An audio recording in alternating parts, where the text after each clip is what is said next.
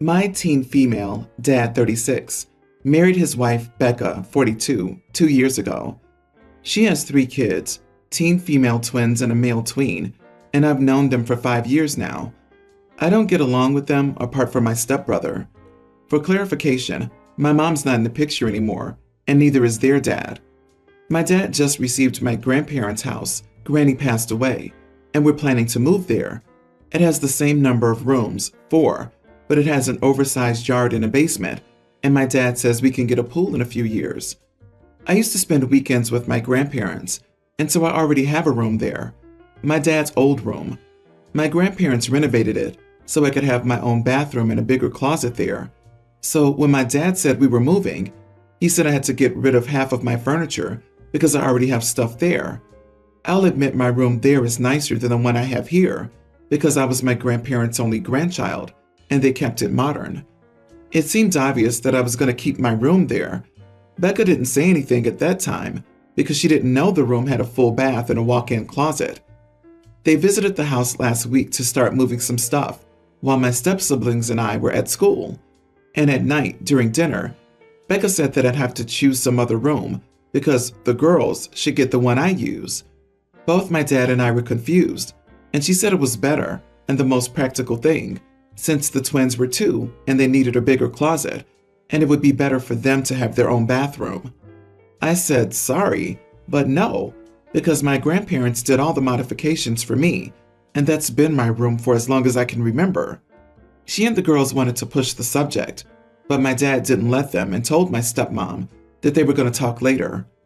My dad shut the thought down because the twins have been sulking, and my stepmom asked me to give it a thought because it wasn't fair for my sisters. The twins straight out called me an idiot, and my friend said I should give up the room because it's true that they need the space more. So, am I the idiot? Not the idiot. It really doesn't matter what the twins want. That room has been yours for years. When your stepmother's parent passes and leaves them a house, they can keep the room they have at that house. As for them being salty about not getting it, tough noogies. I'm glad your dad stood up for you. That's the key thing for me. If they were all moving into a house that was new to them all, it'd make logical sense for the twins to have the bigger room. But that's not the case here.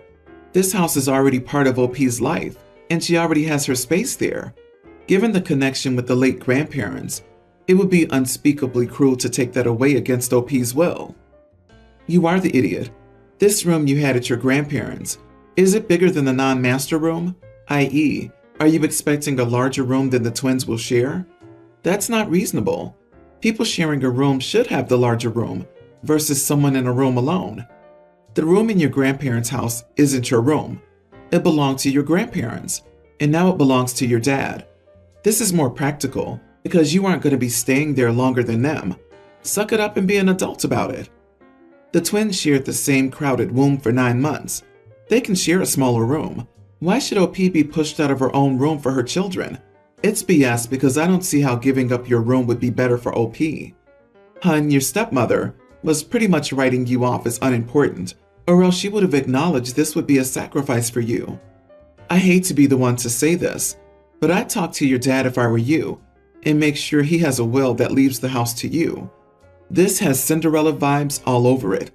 He should also be getting a postnup, stating that the stepmother has no ownership rights to the house in the event of his death. Property that was inherited from his parents, in theory, isn't marital property. But given that she and her kids would have also lived there, she could argue that it became marital property and claim it by contesting the will. Hopefully your dad is around for a long, long time, but things happen. I, 27 female, have 2 older brothers, Jamie 40 and Ian 38. They're my half-siblings from our mom's first marriage. Mom divorced their dad when they were younger, and some years down the line she met my dad, and they had me. Unfortunately, my mom died when I was 4, but my dad ensured I still got to see my older brothers.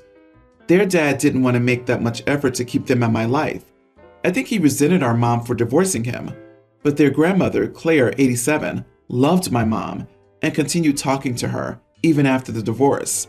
It was because of Claire that I was still able to have a relationship with my brothers. She would invite my dad and me over to her house when the boys were there so we could spend time together. Or at the very least, she'd make their dad civil and keep in touch with us.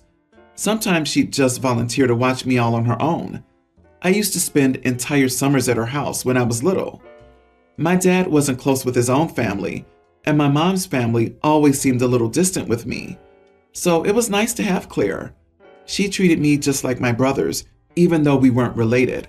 She was the only maternal figure I ever knew, and I loved her like family.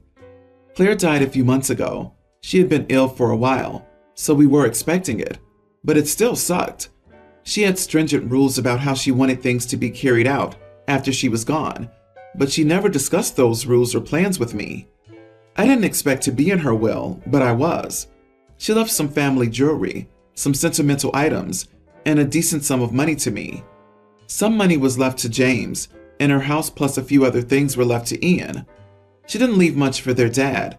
He was her only child. My brother James told me the other day that his dad isn't happy that his grandma left so much to me. James said that he doesn't feel it's right for me to accept any of the inheritance I received from her either, because I wasn't really her granddaughter. Ian knows about what James has said, how their dad feels, and he's mad at both of them for it. He said that Claire chose me to have those things and loved me like I was her grandchild, so other people's opinions don't matter. He also said she had her reasons for giving me those things. I decided to accept what she had left me, and now James is angry. So is their dad. Ian told me not to worry about them, but I felt bad. Am I the idiot for accepting the inheritance, even though I'm not really Claire's granddaughter? Not the idiot. Claire decided to give you those things. That's all that matters. You may not have been her granddaughter by blood, but obviously, you were her granddaughter by heart, and that's what matters. People leave stuff to non-relatives all the time. James and his dad chose the opinion aligned with their self-interest and stuck to it. Death brings out the crappy underside of a lot of people. Yes, this. Claire very much thought of you as her granddaughter. She wanted you to have the jewelry, sentimental items, and money because she loved and cared for you. This isn't about James' wishes or his dad's. This is about Claire's wishes. James and his dad probably want to sell them. Do not give in, OP. Glad to have Ian on your side. Maybe your only son didn't get much because he was an idiot his entire adult life, and his mom didn't want to reward him for that. If they don't stop harassing you, block them all. However, if those sentimental family heirlooms don't mean that much to you, you might offer them to whoever does really seem to care about them. My husband, 38 male, and I have 2 kids, male and female teens. Our son is autistic and gay, a very feminine boy. Up until a few months ago, all of his friends were girls. Then a few months ago, he started hanging out with a group of athletic boys, which my husband and I initially found odd. Then about a month into this, he told us that one of the guys was his boyfriend. The boys who he was hanging out with were extremely close to his boyfriend. He said his boyfriend's friends were sweet to him, asked him questions about jewelry and makeup, and were amazing.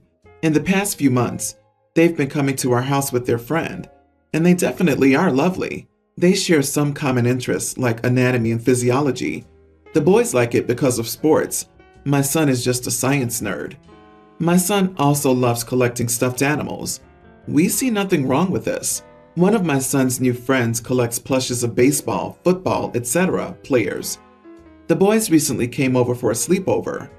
The one boy brought over his baseball and football player plushes, and he and the other boys started playing with them, as well as with my son's stuffed animals. I had them leave the door open. Son is still with his boyfriend, after all. When my daughter walked by his room, she started to make fun of him and his friends, and said it was embarrassing that her twin brother played with stuffed animals as a freshman in high school. The boys ignored her, but she then started making sounds imitating a baby and a toddler. When I heard those sounds, I went upstairs to see what was going on, as she was being pretty loud. I saw she was mocking the boys. I immediately made her go to her room and apologized to the boys for her behavior. I planned on talking to her after I made dinner. However, as I was cooking dinner, I got a text from my brother saying that his son, my nephew, saw my daughter recording the boys and making fun of them on her Instagram story. After that happened, I was worried for the safety of the boys. I didn't want her to hurt their feelings. Even more, they weren't doing anything wrong. So I called up my sister and told her I needed her to take my daughter for the night. My daughter knows her aunt well and has a good relationship with her, and my sister's a teacher, so I thought she could give my daughter a good perspective on bullying.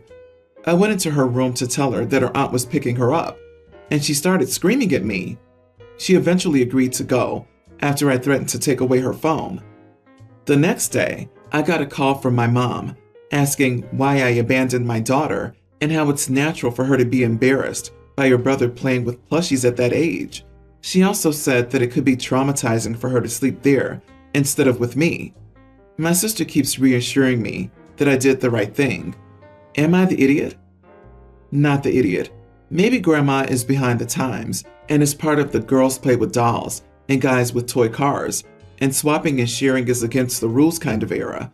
But you don't need to listen to her because this opinion is outdated. Do your kids normally have issues with each other?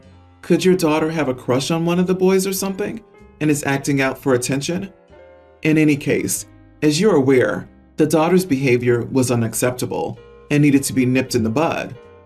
Publicly humiliating them by posting videos online without their permission is not okay. It isn't like you kicked her out of the house and told her to figure things out for herself. She went to stay with a family member she knew and trusted. But you need to have some serious conversations with your daughter about how just because she has an opinion doesn't make it right, and how shaming people on the internet to get her attention isn't okay. Perhaps some therapy might help her.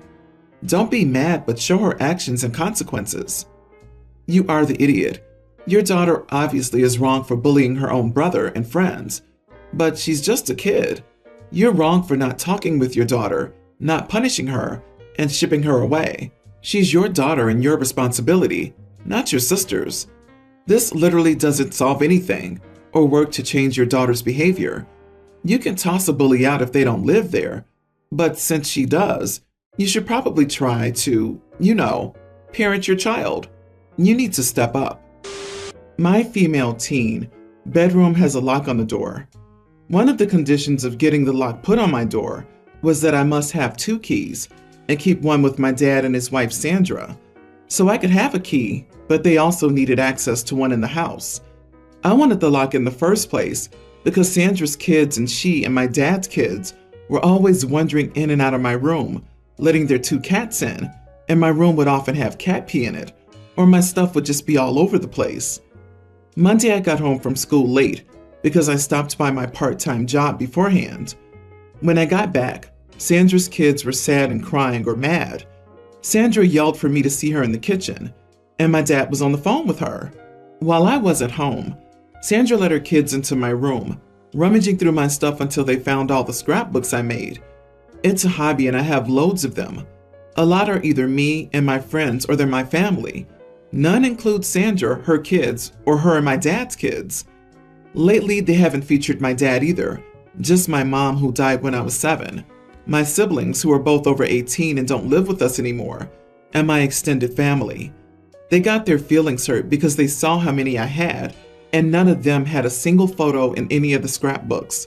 They also weren't mentioned in any notes. Sandra and my dad were telling me how badly I had treated them, and how I should be ashamed of myself for doing that kind of stuff. I said they should have never been in my room in the first place.